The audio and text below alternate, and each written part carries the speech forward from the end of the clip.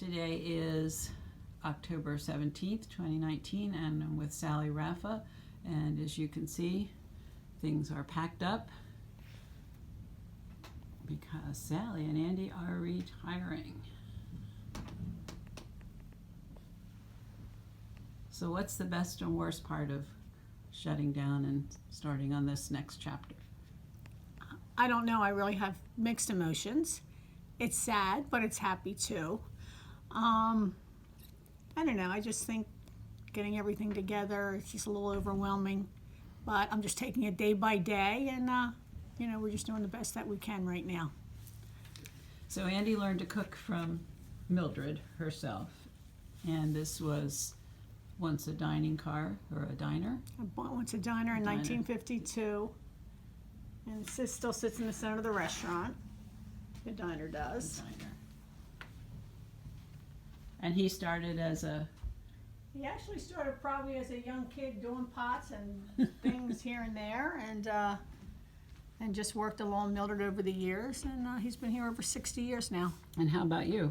I've been here over 50 years. Wow. And didn't your relatives work here too?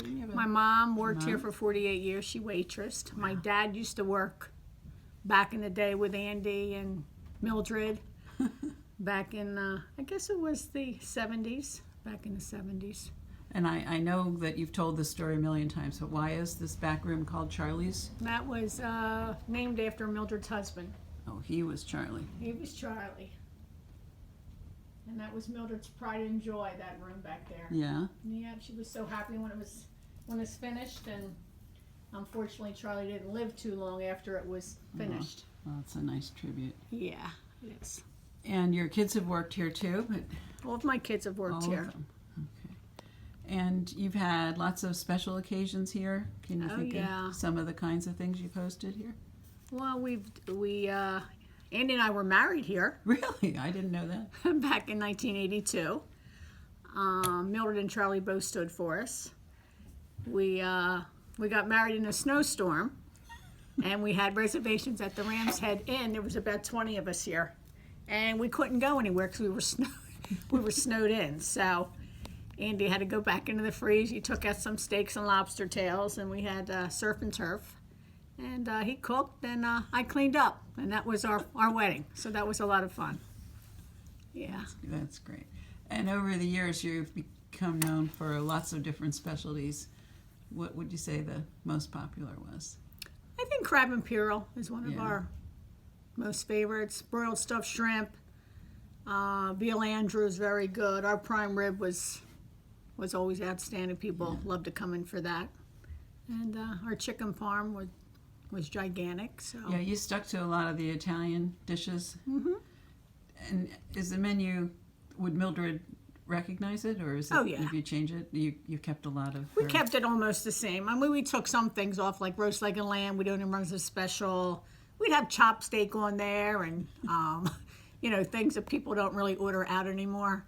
So we start weeding things off a little bit, but the majority of the things are still there. Mm-hmm. And you had an interesting staff, too, of help that you would hire for the season. Where did you recruit people from? You didn't have to go to Eastern Europe to... No, actually we had a work release program for 40 years. And it really worked well. They were inmates that were like in a halfway house, that they were, on their way out. But they would come in and they would work, and they'd bring them in by van, and you can get as many as you want. So it was great because we had dishwashers. If you had to train them on the line, if you clean up, prep, whatever you need, we had them. And unfortunately, this year they stopped the program. So that was really hard for us because it's the first year we really had to worry about, getting dishwashers and prep people and things like that. So that was another reason why we decided to maybe retire this year.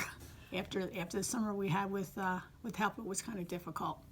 And one time I talked to you, and you mentioned how many people had started out here as kids or teenagers, and now you've sort of paid for college, put them through school. Can you think of some of the kinds of jobs that they have now?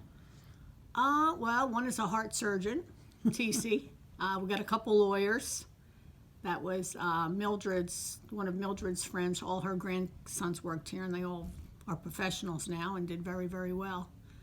And yeah, we had a lot of people in and out, a lot of kids that did very well.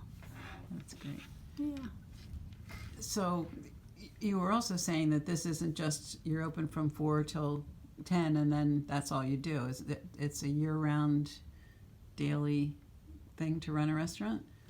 It is, because it takes, a couple months to get ready, a couple months to close up. Yeah, you still have all those responsibilities of things that you have to do and pay when the restaurant's still closed. So, that keeps us busy too. And what's been the best part of, as you got into being the seasoned owners, what's been the best part of that? It must have been exciting while you were new and running it on your own, and then when did you feel like we got this? We've had it for a while, I think. Because I've worked here almost 50 years. I waitress 25. I've hostess, I worked the line, so I was pretty used to working all the stations. And then when I start working the front, I just loved it because I loved being around the customers, and the customers knew me and I knew them, and it was just, I just think it's very important when you come to a restaurant that you have a hostess that really acknowledges you and appreciates your business. And that's what it was all about. We really did love the business. And we still love it. But it's just time. It's time to go now because things have changed, and my husband, was ready to sit back and enjoy. Sure. And obviously people from Strathmere are loyal customers, but we hear a lot of vacationers say it's not complete if we don't go to Mildred's or First Stop Mildred's. Do you have a lot of people that We you do have a only lot see of people. once or twice a year? And when people knew we were closing, they said, "Oh my God, it's our favorite place to go. It's, what we always spend every birthday, every anniversary."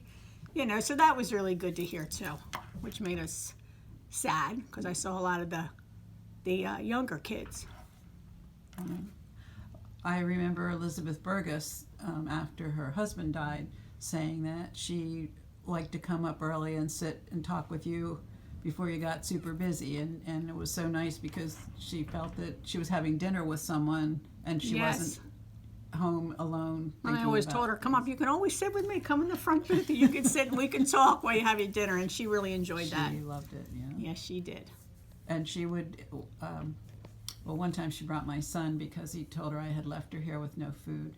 So I opened the freezer and showed her all the food I had left for him, and she kind of smiled and said, "Well, I enjoyed his company." I think any excuse to come to Mildred's was a good excuse. Yeah, she's very much missed. Yeah. And as we were talking a little bit earlier, obviously lots of people have come through your door. Would you say most people come from out of town, from Ocean City or Sea Isle, or is it? I don't know. It's really hard to tell because we get a lot from Stone Harbor, Avalon, Sea Isle, Ocean City, of course, locals. And with other restaurants in town and other places to eat for such a small town, did you ever stop and think about, wow, I've got people lined up to get in? I do. And the We were competition very, very lucky, and we think of that all the time. Yeah. And how we're going to miss it, too. Yeah. Yeah. So, and you moved upstairs a while ago, weren't you, in Sea Isle living? We had a house in Sea Isle, and we sold that, and we moved up on top of the restaurant. And it's been about 23 years. And we just thought it was better because you're always close to the restaurant. You either have to do something and worry about running up and down. This way we're here, and you never really have to worry because you always have to come down for something that you forget. So have you stopped doing prep work, or were you still helping out in the No, kitchen? I was still doing prep You were in still the morning. doing prep? Oh, yeah, I was here at 7 o'clock in the morning. So you were on your feet all day long? All day. I'd come in probably 3, 4, 5 hours. I'd go home. I'd, sit down and relax a little while, get a shower, and be back here by 2 to open up the doors. We must have quite the extensive hostess wardrobe. Oh, yeah. That's what I was saying. Now, my God, what am I going to do with all my clothes? No chance to get dressed up now. Exactly. What are you going to do with all the spangles? I don't know. I might get a job somewhere. I might go help somebody a couple days a week just to be out there because I know I'm going to really miss it. Yeah. And it'd be nice just to go in, clock out, and that's it. So I might do that.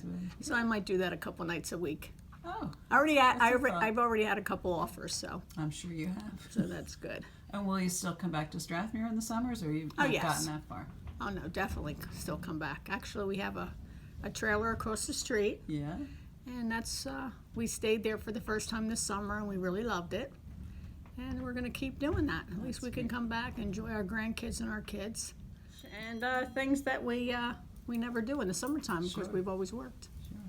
So it must be hard to, in a lot of ways, to picture what it'll be like to be in Strathmere in the summer I and know. not working.